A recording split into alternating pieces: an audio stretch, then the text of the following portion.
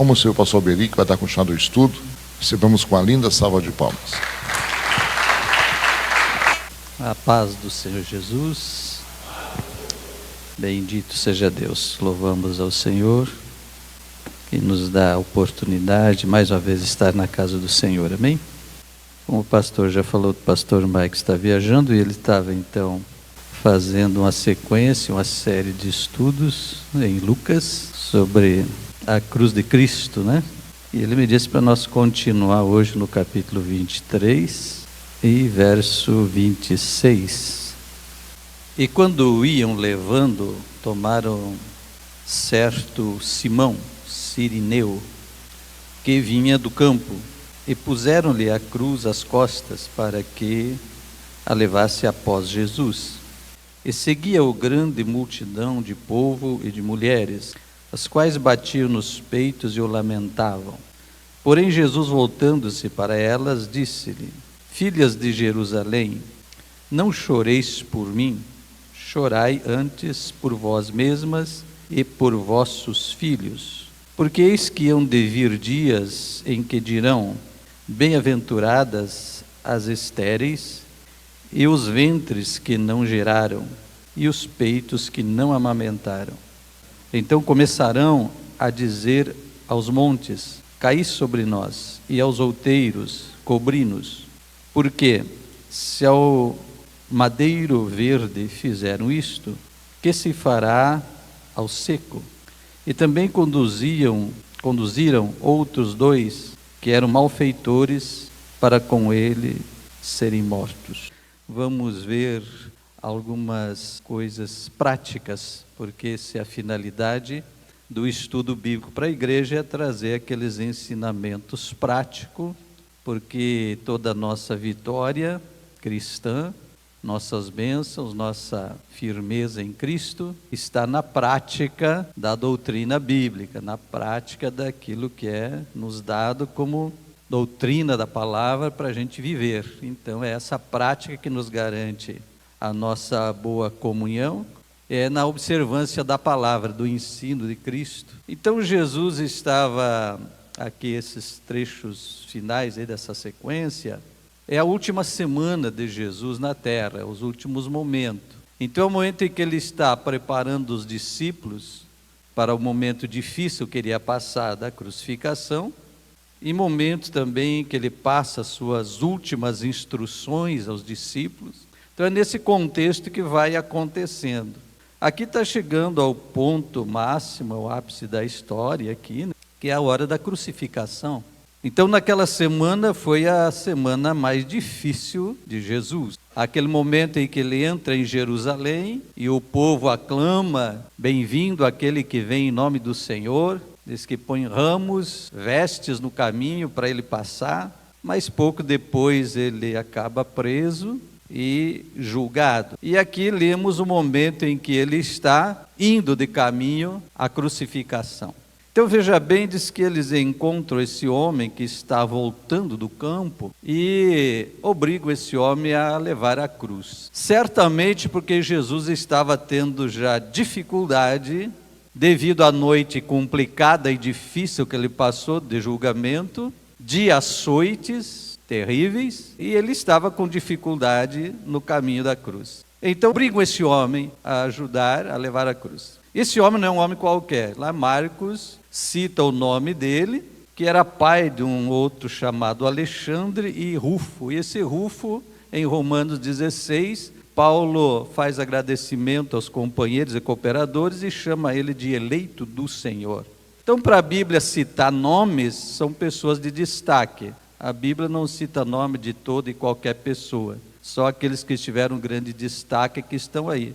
Então esse homem era um homem importante também, não era qualquer um, vamos dizer assim. Cirene ficava na região norte da África. Então possivelmente esse Cirineu que diz aí era um judeu cristão, convertido. É o que diz a história, pelo menos. Então nesse momento ele é obrigado a levar a cruz, porque certamente Jesus estava já tendo dificuldades nesse momento.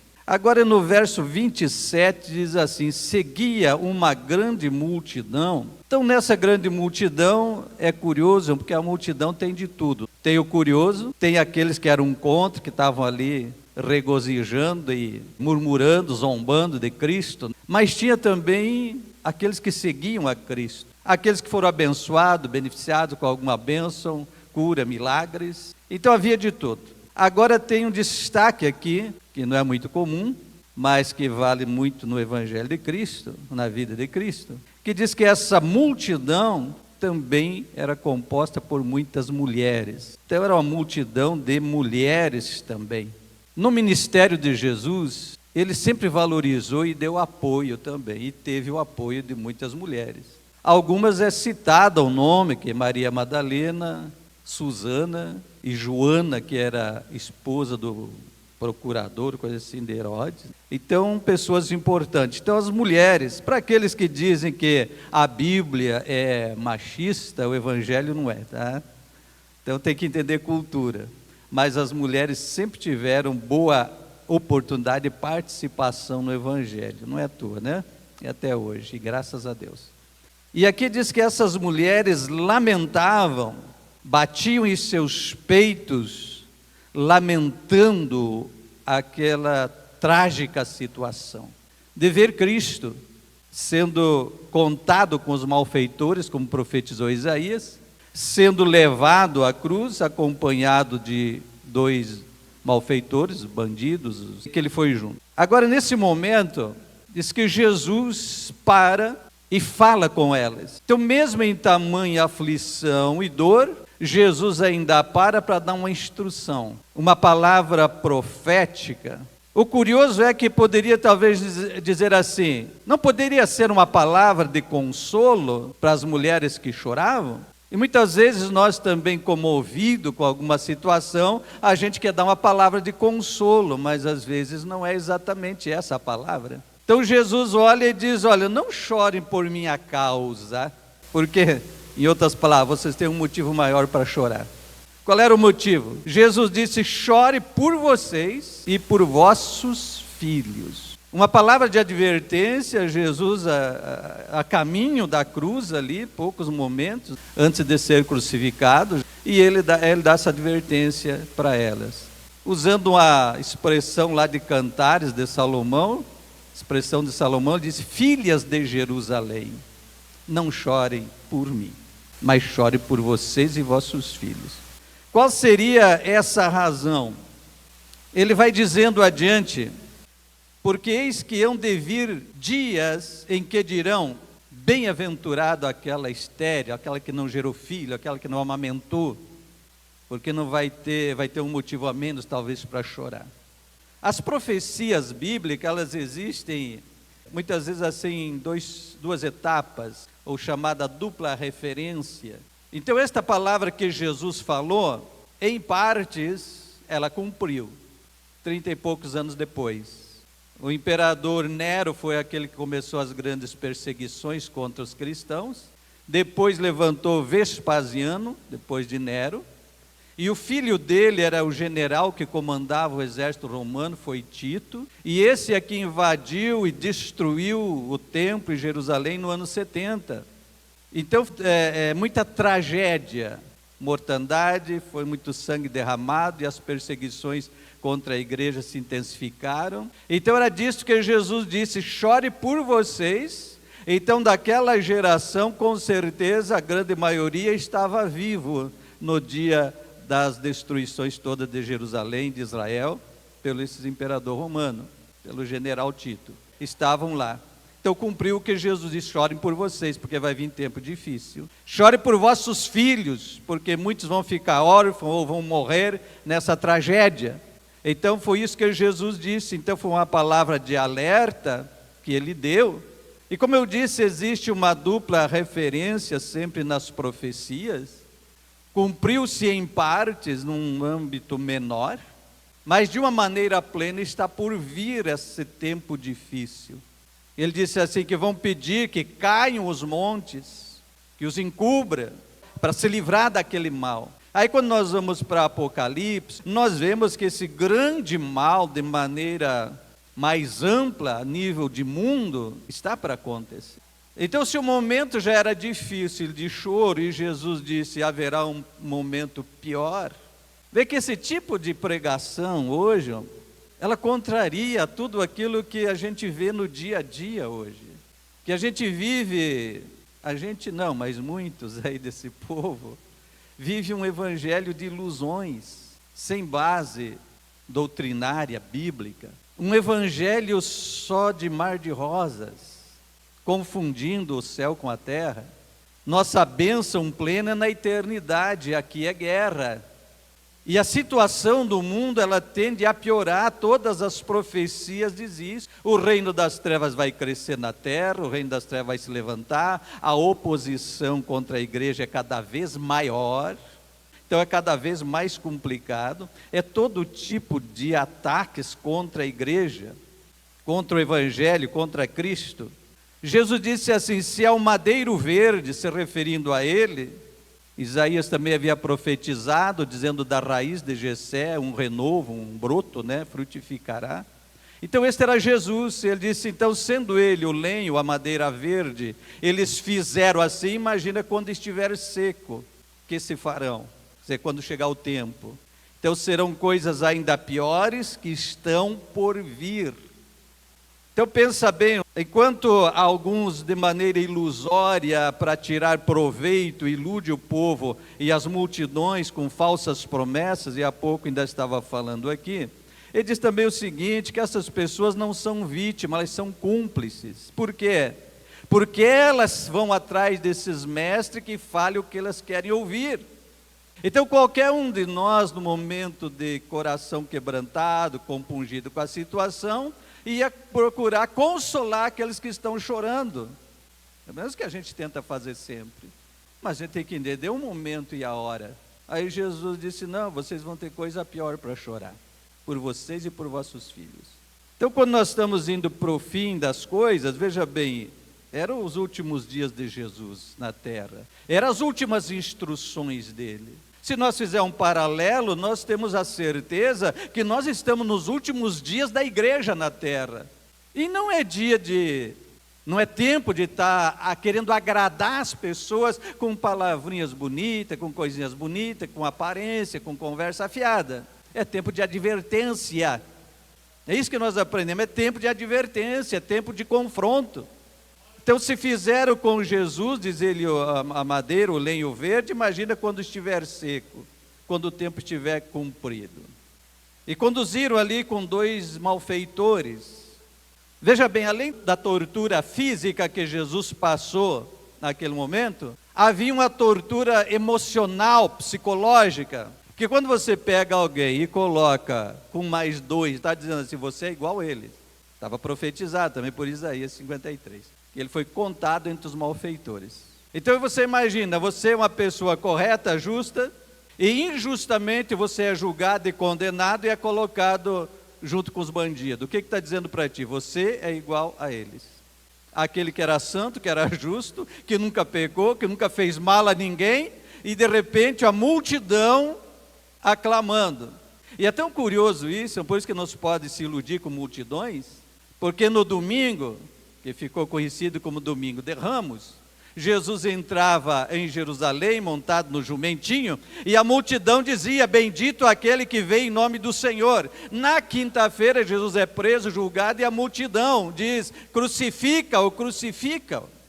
Nada a ver com os nomes, mas é aquele ditado que eu não gosto, mas que diz assim, Maria vai com as outras, As Maria que perdoe, não fui eu que inventei o provérbio esse aí, mas é aquela pessoa que vai na onda do povo. Então numa hora diz bendito e na outra hora diz crucifica. Aí a multidão está seguindo não tem palavra para descrever como é que é um momento tão trágico, tão complicado de ver alguém inocente sendo julgado e sai de maneira humilhada, porque o Império Romano fazia isso com as pessoas que eram considerados os piores malfeitores, era considerado a crucificação, e ele saía levando a cruz e a multidão então escarnecendo e amaldiçoando como alguém que era indigno de viver na sociedade, que merecia ser crucificado, morto fora da cidade. Então era uma espécie de repúdio, rejeição, expulsão até a morte. Então era uma tortura além do físico, o psicológico, o emocional e tudo que Jesus passava. Aí você diz, Jesus era Deus. Nesse momento Jesus era homem, certo? A Bíblia diz o Deus que se fez homem. Então ele era homem, sentindo dor, sentindo sede, sentindo tristeza, sentindo decepção, sentindo tudo como nós homens, ser humano, certo? Se fosse como Deus, ele não estaria sentindo nada disso. Ele foi na cruz feito homem.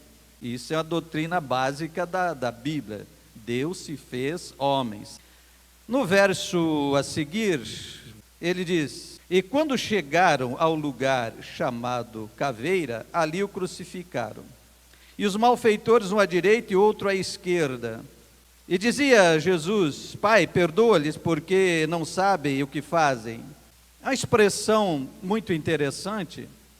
A multidão que uma hora proclama ele rei e outra hora o amaldiçoa e pede a crucificação, e um povo confuso no meio. Jesus diz assim: perdoa, porque eles não sabem. O que eu entendo nesse momento, e sempre faço um paralelo para a gente ter uma aplicação para hoje, é que esse povo é cegado por demônios. É o diabo que cega a mente, o entendimento das pessoas que não conseguem ver nem entender e são levados pela onda do negócio.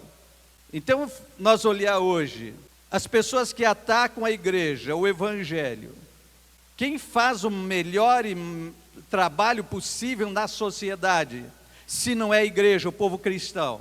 Restaurar casamento, restaura família, restaura gente das drogas, da perdição, de todo tipo de imoralidade, prostituição, imundícia, todo. Quem é que presta o maior trabalho, não apenas social, mas um trabalho para a eternidade, de recuperação e restauração, se não a igreja?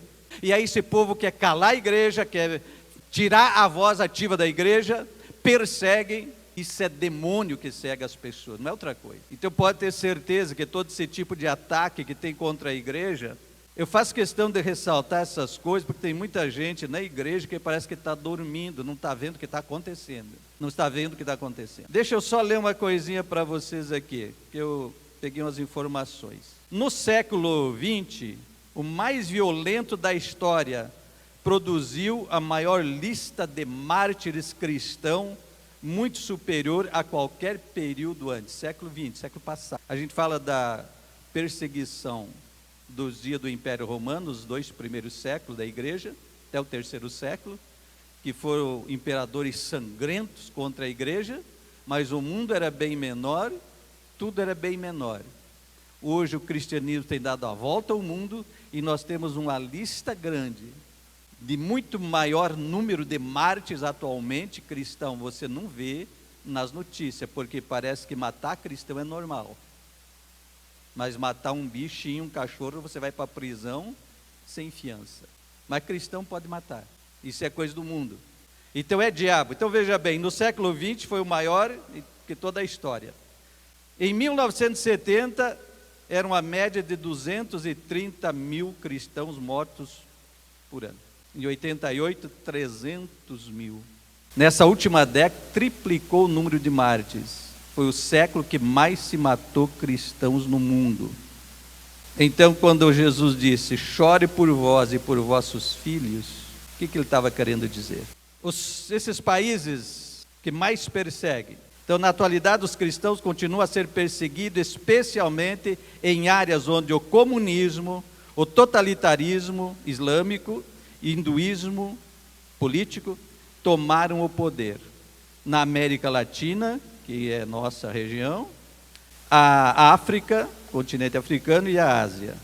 Atualmente, os países que mais têm perseguido e cerceado a liberdade de culto, contra os cristãos, enfim, é Afeganistão, Arábia Saudita, Argélia, Coreia do Norte, Cuba, Egito, Filipinas, Iêmen, Índia, Indonésia, Irã, Iraque, Líbano, Malásia, Nigéria, Paquistão, República Popular da China, tão idolatrada hoje, está se estendendo pelo mundo, Somália, Sudão, Turquia, Vietnã.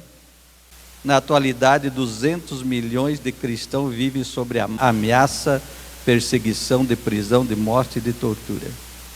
Então, não é tempo da gente viver essa ilusão que se pregam hoje.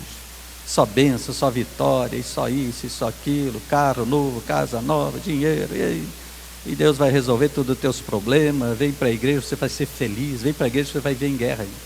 Estou falando para crente hoje. Se fosse um culto evangelista com visitante não crente, eu não ia falar isso que está. O problema é que às vezes a gente ganha as pessoas iludidas. Que você diz que vai ser um mar de rosa, e aí quando ele começa a ter problema, diz, não, mas eu achei que ser crente. Então é claro, irmão, que para ganhar as pessoas, a gente vai falar do lado bom, do amor, da cura, dos milagres. Os milagres são sinais de Cristo, do seu poder, da sua graça salvadora. A gente vai falar das bênçãos, é claro, né? Mas depois você tem que crescer, tem que deixar de ser criança, tem que deixar de viver ilusões e entender que você foi alistado, como disse Paulo a Timóteo, alistado para a guerra, e que a igreja sempre foi perseguida em todos os tempos da história, e nós estamos sim sob ataque. No Brasil, como tenho dito, não é ainda uma perseguição sangrenta como nesses outros, mas as leis e atuações políticas desta linha política que está no governo hoje, eles querem calar a igreja, querem até mudar a Bíblia, querem dizer o que devemos ou não devemos pregar. Lá na China, a igreja que tem liberdade é a igreja que está sob o governo do ditador lá. Quer dizer, o Estado tem o domínio, o poder, o governo sobre a igreja. A igreja prega e ensina aquilo que o Estado permite. E é isso que querem fazer aqui. Você acorda, irmão? E é isso que querem fazer aqui. Você já imaginou o nosso sermão ter que passar pela permissão política primeiro, se podemos pregar em público ou não? E se não fizer, vai preso? Já estamos chegando a esse ponto. E você acha que é o quê? Que não é inferno, que não é diabo nessa gente cegando? Como aqueles que iam após Jesus dizendo, crucificam. Aí Jesus diz, então, Pai, perdoa, porque eles não sabem o que eles fazem, estão cegados por demônios, mas a igreja tem a luz, irmão. Tem o Espírito Santo, tem a palavra, você só é enganado se quiser. Porque Bíblia, palavra, Espírito Santo a igreja tem, para iluminar, instruir e ensinar. Só é enganado quem quer, aquele que vai atrás de mestre, que fala o que lhe agrada. Ele diz que então... o povo estava olhando, eram os curiosos, mas estava ali também os príncipes, e zombavam, e diziam, salve a ti mesmo, tu não é o Cristo, o Filho, curou tanta gente, então agora dá um jeito, te salva. A situação que nós vivemos da pandemia, e agora no Rio Grande do Sul essa enchente, me faz pensar nisso aqui.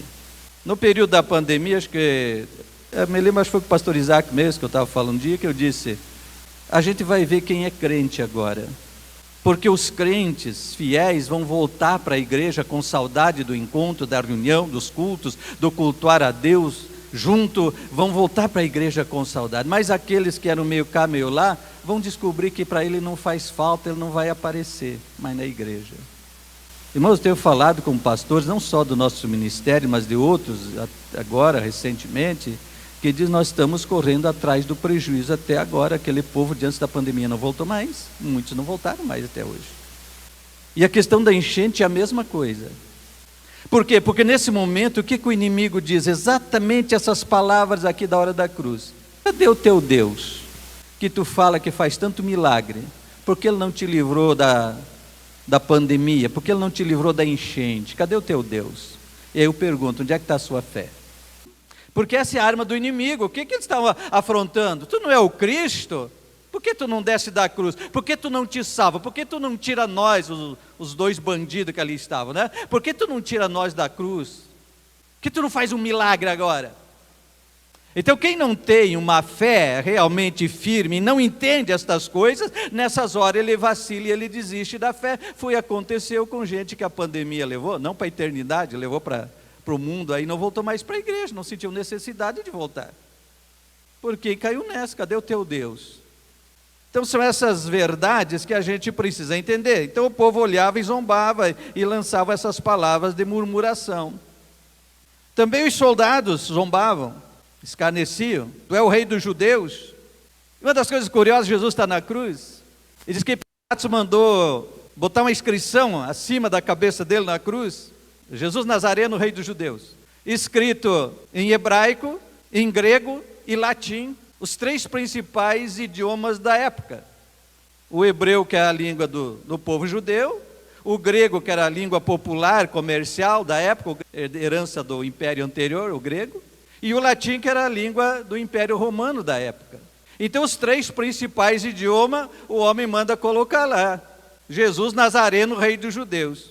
Os líderes judaicos reclamaram e disseram, não bota que ele é rei dos judeus, bota que ele se dizia ser rei dos judeus. E o Herodes disse, o que eu escrevi. Porque o Herodes reconheceu, dá para entender que ele reconheceu, que vocês estão matando o rei de vocês. Mas eles estavam cegados pelo diabo de tal maneira, né? Aí Jesus está na cruz, acima da cabeça dele está a verdade, rei dos judeus. Mas aqueles que estão abaixo dos seus pés, realmente abaixo dos pés deles, zombando, criticando, mas estavam abaixo. Então ele não foi vencido, Jesus se entregou por nós. Não foi o diabo que teve vitória, Jesus se entregou. E a verdade estava acima, o rei, pregado na cruz. Aí nesse momento da morte de Cristo ali, aqueles próprios soldados, vendo o movimento que houve ali, disseram verdadeiramente esse homem era justo. O soldado que estava executando, reconheceram verdadeiramente ele é um justo. Aí acontece um outro efeito, que diz que eles voltaram àquela multidão com remorso. Diz que eles começaram a bater nos peitos de novo, aquelas mulheres, aquele povo que estava ali chorando, e lamentando a morte de Jesus. Aí já era uma expressão diferente, as pessoas batiam no peito com remorso, dizendo ele era justo. Os soldados disseram, esse homem era justo, verdadeiramente ele é o Filho de Deus, mas agora já era tarde, já tinham crucificado ele. Então restou para eles um sentimento de remorso. Aquele ato de bater no peito ali é quando a pessoa está sentindo uma dor de alma, uma angústia de alma por algo feito que não podia mais ser desfeito. Então eles voltaram dali, muitos daquela multidão, lamentando o ocorrido, porque houve todos aqueles sinais, o céu escureceu, a terra tremeu e tudo ali na hora da morte de Cristo, e que os soldados disseram verdadeiramente, ele é justo, ele é o Filho de Deus, e aí bate um sentimento de remorso. E aí era tarde. Tudo isso é ensino e é profético. Enquanto nós estamos aqui, é o que a Bíblia diz, se hoje ouvir a voz do Senhor, não endureça o coração. É o que a Bíblia diz, estou na porta e bato. Mas aqueles que continuam desacreditando e zombando, quando a coisa acontecer, eles vão dizer, mas era verdade. E aí não vai adiantar bater no peito, chorar, lamentar. Passou a hora, passou o momento. Então muita daquela gente que viu Jesus curando, que viu os sinais, que viu tudo acontecendo, não creu, acompanharam até a hora da crucificação. Aí quando vê todas aquelas coisas sobrenaturais, toda da hora que ele expirou na cruz, diz que era a hora sexta, 3 horas da tarde, eles contavam o horário diferente de hoje, iniciava às 6 da manhã, mais ou menos. Então a hora sexta era às 3 da tarde. Então eles viram tudo aquilo acontecer às 3 horas da tarde, o sol escurecer, a terra tremer e tudo, né? Aí não, mas verdadeiramente era ele, mas agora era tarde. É a mesma coisa que vai acontecer atualmente. A igreja está falando e nós estamos sendo atacados, zombados, criticados, né, tentando nos calar, nos reprimir de toda maneira. E muitos desses, eu citei uma lista de países aqui que eu peguei agora há pouco para trazer essas informações, mas você vai achar muito mais. Procure sites cristãos, hoje todo mundo tem essa facilidade de acessar a internet. Procure lá por mártires cristãos, perseguição cristã no mundo, e você vai ver muitas informações de sites cristãos, certo? Que é mais confiável. Porque são números que se ocultam, tu não consegue ter números exatos, oficiais, porque eles fazem questão de ocultar essas coisas. Então não é brincadeira o que a gente está vivendo, os momentos que estamos vivendo. É os momentos previstos no Apocalipse, que já estão ocorrendo muitas dessas coisas, desses sinais mostrando que o tempo esgotou. Era semelhante àquele momento, então veja bem, primeiramente eles aclamaram Jesus o Rei, depois disseram crucifica, acompanharam o julgamento e saíram atacando e amaldiçoando, espraguejando. Aí de repente diz, não, mas era ele mesmo. Aí começa a chorar de remorso e tristeza. Se nós olhar para a fase da igreja, é mais ou menos isso, né? Tem aquele momento de festa, ele é o rei, ele é bênção, ele é maravilha. Dali a pouco tem a murmuração, a perseguição, a afronta. E a Bíblia diz assim, um remanescente será salvo. A gente pensa em multidões e não é. Esse aperto, esse arroxo é como uma peneira que vai sobrando poucos, que vão sendo aprovados na fé. Isso é duro, mas é verdade. Então, tanto para a igreja, quanto para o Israel, a nação, Israel, a promessa é que um remanescente será salvo, no último momento. Então, são advertências que a gente vê nesse momento do caminho da cruz, tá certo? Que ele está indo até o momento da crucificação. Aí os dois ladrões na cruz, né? Um diz assim, se tu és o Cristo, desce daí. Aí o outro diz assim, você não teme a Deus? Nossos atos merecem. Nós merecemos estar na cruz por causa dos nossos atos. Mas esse homem nada fez, ele é inocente. Aí esse homem diz para Jesus, lembra de mim quando entrares no teu reino. E aí Jesus diz, hoje mesmo estarás comigo no paraíso. Isso ilustra também a outra situação. Que tem pessoas que quanto mais difícil fica a situação para ele, mais ele se revolta contra Deus. É isso que a Bíblia também diz no Apocalipse, quem é injusto, que faça injustiça, quem está sujo, que se suje mais. Então tem pessoas, quanto mais complicado, mais ele se revolta contra Deus. E não reconhece o erro e o pecado. Quando é confrontado, ele se revolta. Tem um provérbio que diz que você corrige o tolo, você arruma um inimigo, né? E é mais ou menos isso. Mas o outro olhou para a situação e reconheceu quem era Jesus e reconheceu o estado dele. E ele se humilhou e disse, Senhor, lembra de mim, tem misericórdia de mim. Então aqui nós temos as duas lições. Então os momentos complicado e difícil é um momento de quebrantamento de alma e é um momento de se humilhar diante do Senhor e dizer, tem misericórdia de mim, Senhor. Então passamos momentos complicados e difíceis, é momento de se render, é momento de se humilhar e não de murmurar, e não de queixar. Então nós estamos sem dúvida em tempos de clamor, por nós e por nossos filhos, como Jesus disse para as mulheres, chore por vocês e por vossos filhos.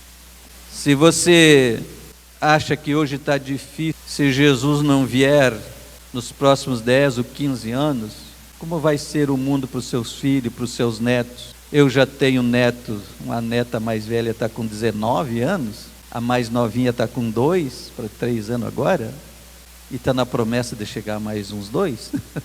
Está na promessa, vamos ver. Já disseram, pai, mãe, aí se prepara que vai vir mais neto. Então, aí você pensa, o que vai ser para os nossos filhos, para os nossos netos daqui 10 anos, daqui 15 anos? Então Jesus disse, chore por você e chore por seus filhos. Para que a promessa da guarda do Senhor venha, sim, é lógico. Mas são tempos difíceis e tempos de guerra. Porque o reino das trevas vai se impor, vai crescer sim, para o anticristo poder aparecer. Ele vai vir, a Bíblia diz que vai vir, então vai vir. O problema é que nós precisamos estar preparados para resistir. Essa é a grande coisa. Na igreja tem que resistir, tem que estar firme. Claro que Deus aí promete um avivamento, promete uma igreja, encher a sua igreja de unção, de espírito, de graça, para poder resistir. Mas quem vai destruir o reino das trevas vai ser Jesus, irmão, quando ele vier. Dá para entender? Então quem vai destruir o reino das trevas vai ser Jesus. Quando ele vier, descer, então o reino das trevas vai ser destruído. Então não é nós, antes de Cristo vir, que vamos destruir. O reino das trevas vai crescer e vai nos dar muito trabalho e muita luta. Por isso precisamos muito de Jesus, tá bom? De ser cheio do Espírito Santo, amém? O horário se foi? Vamos orar então. Eu creio que você deve lembrar de alguém para orar, da sua família ou não. porque Deus tenha misericórdia, venha salvar, venha avivar. Pede por você, que o Senhor te enche de graça, te fortaleça. Nosso Deus, nosso Pai, te louvamos, te bendizemos por tua graça, misericórdia, tua presença. Te exaltamos que o Senhor é bom, maravilhoso, fiel e verdadeiro. Que a tua graça, a tua unção, a virtude do teu Espírito, Senhor, esteja sobre nós, tua igreja, a cada um de nós, teus filhos e tuas filhas aqui, Senhor.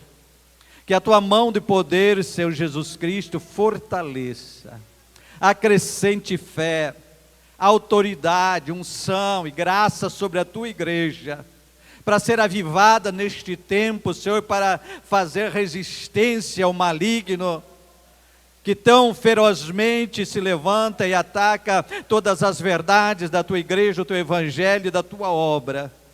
Mas que o teu povo, Senhor, não esteja olhando para essas coisas, mas olhando para ti, permanecendo firme na fé e na graça, a cada dia sendo renovado, sendo, Senhor, ungido, vivendo debaixo da tua unção, vivendo, Senhor Jesus, pela fortaleza do teu Espírito, pela graça que vem do Senhor, resistindo nos dias maus, Pai. Deus forte, sendo testemunhas, levanta missionários, missionárias, obreiros e obreiras, fiéis, comprometidos com o teu reino, com tua verdade, a qualquer preço, Senhor, mas comprometidos com o teu reino, com a fé viva. Cobre-nos com a tua destra, cerca-nos com a tua misericórdia, livra-nos da mão do maligno, Senhor, e guarda-nos em segurança. É a nossa oração, Pai, a nossa gratidão a ti, em nome de Jesus. Amém, Senhor. Glória a Deus. Pode aplaudir o Senhor Jesus. Obrigado, pastor Alberi. A Bíblia diz em Apocalipse: bem-aventurado aquele que ouve, bem-aventurado aquele que lê a palavra dessa profecia, porque o fim está próximo. E o fim está próximo. Guarda o que tem, para que ninguém tome a sua coroa. Amém?